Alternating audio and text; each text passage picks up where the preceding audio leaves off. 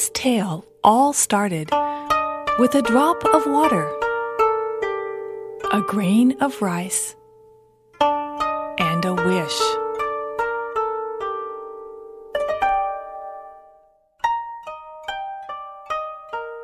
It is spring. Two rice farmers, husband and wife, walk through water, backs bent.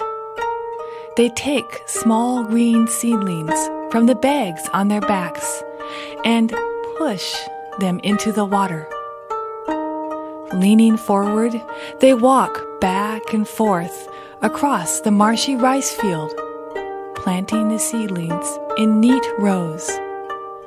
Day after day, they plant rice. After many days of work, they finish planting their field. They wipe their brows and look proudly at their work. Someday, we will have a son who will help us plant the rice, they say, and smile at each other. It is summer. They tend their crop. The seedlings begin to get taller, growing green and strong. Summer showers help the plants to grow. Someday, we will have a son to help us tend the rice, they say, and smile at each other. It is autumn. The water god has given the rice enough water to make it grow tall. In the cool autumn sunlight, the rice stalks, now tall enough to reach their hips, begin to turn a golden yellow. The heads of the stalks bend over, laden with grains of rice. The autumn wind blows them in shimmering waves. The two farmers watch the stalks carefully, waiting for the right moment to harvest. When the stalks bend over, almost in half, weighed down by the weight of the grain, the husband and wife also bend over, almost in half, and begin to cut the stalks near the ground. They use sickles and walk up and down the rows, cutting the stalks of rice and placing them into neat bundles.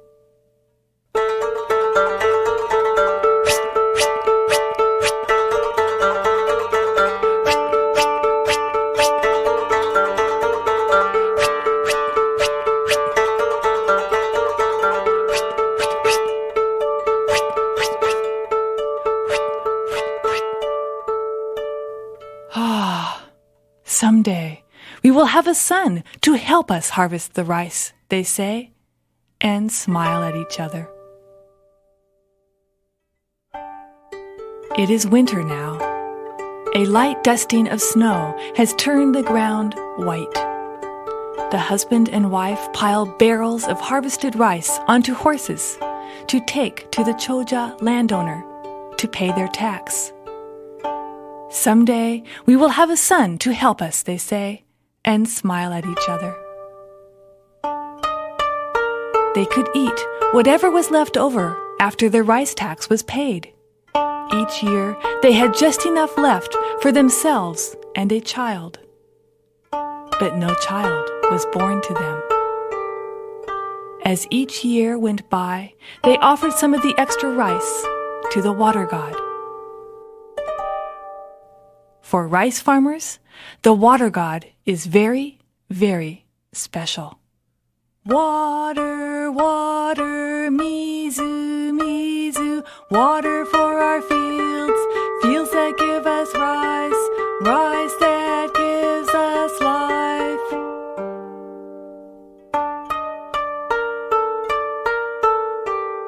Still, no child was born to them, and with each passing year, their wish would grow stronger. Water god, we wish for a child, even a small one, like the little snails that live here in our rice field. But year after year, all of the extra rice was used as an offering to the water god, instead of being eaten by a child.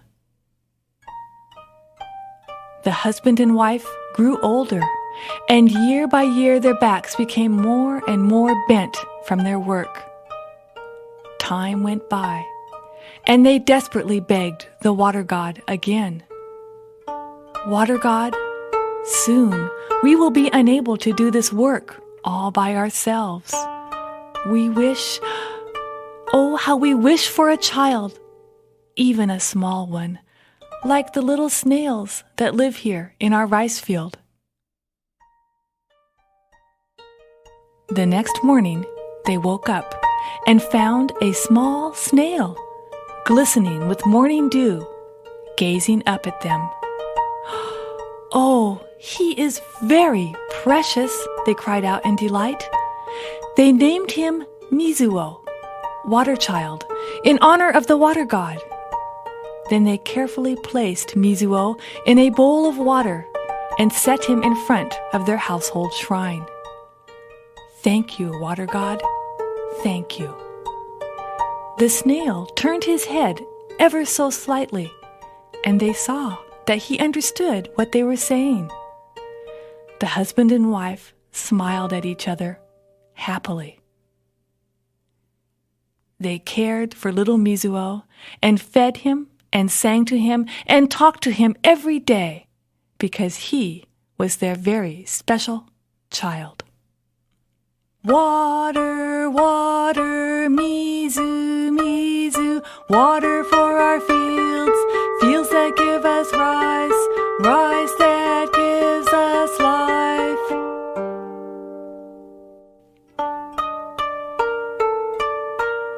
Years passed. The backs of the old couple became ebigoshi, completely bent, like shrimp, and it became harder and harder for them to carry heavy loads of rice. On the 20th winter, as they strained to load the cart of rice for the Choja landowner, they thought they heard a voice calling to them from the water bowl. They ran over to the bowl. Mizuo was looking up at them. "I am your son. I shall take the rice to the Choja," he said. The husband and wife gasped. Not only had he never spoken before, they couldn't imagine how a small snail would take the rice to the Choja. But, how can you do that?" they asked. "I have watched you for many years. Just set me on top of the lead horse," he said. So the husband and wife carefully set him on top of the rice bundle of the lead horse.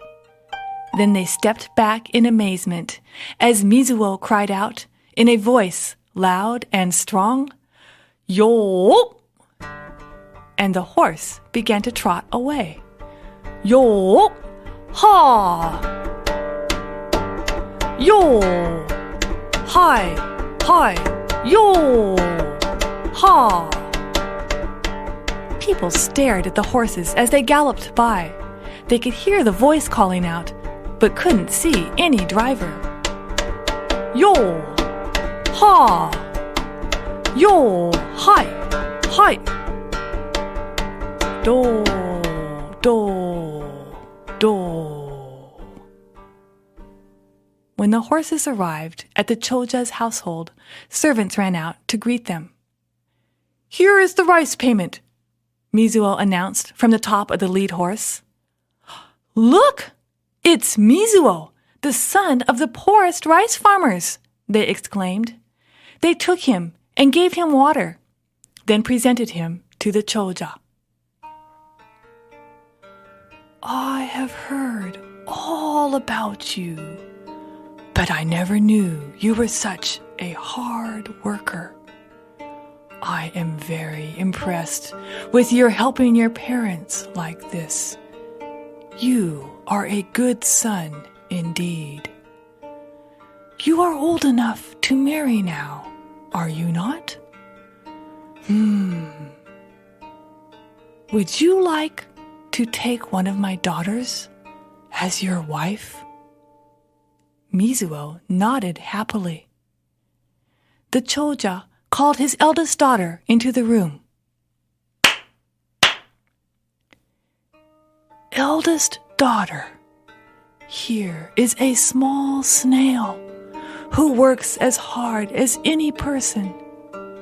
I would be proud for you to be his wife. And the eldest daughter replied, I married to a snail? I will not. Crestfallen, Mizuo pulled his head back toward his shell. Then the Choja called his younger daughter into the room. Younger daughter, here is a small snail who works as hard as any person. I would be proud for you to be his wife. The younger daughter gazed at Mizuo, then spoke softly. As you wish, father. And so they were married. Mizuo's new wife pitched in and helped the old farmers with their work. She helped plant and water and harvest and cook and clean as well.